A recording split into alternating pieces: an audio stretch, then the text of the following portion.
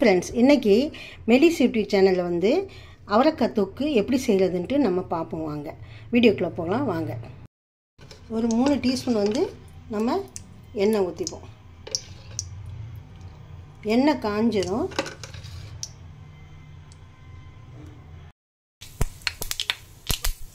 கடுகு போட்டதும் வெங்காயம் போட்டணும். இதில் வந்து ஒரு பிஞ்சு மஞ்சத்தூள் போட்டுருவேன். ஏன்னா வந்து கொஞ்சம் கலர்ஃபுல்லாக இருக்கும். இந்த வெங்காயத்தை வதக்கும்போது கொஞ்சம் நல்லா இருக்கும் பார்க்கறதுக்கு.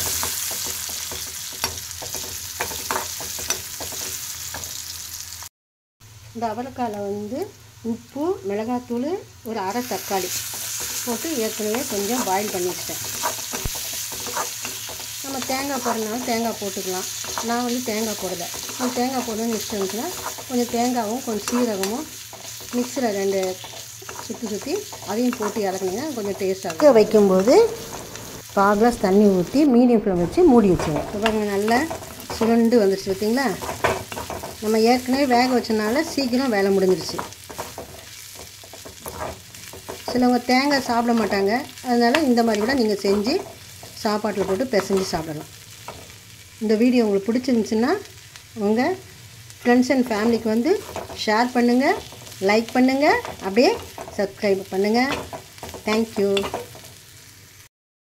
அவரைக்காய் கூட்டு ரெடி ஆயிடுச்சு. பார்க்க பார்த்தீங்களா, கலராக இருக்குது.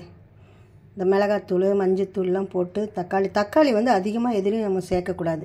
கம்மியாக சேர்த்துனா அது ஒரு புளிப்பு தன்மை வந்து இதில் அந்த காய்கறியில் வந்து கூடிச்சுன்னா டேஸ்ட்டே இதாகிடும்.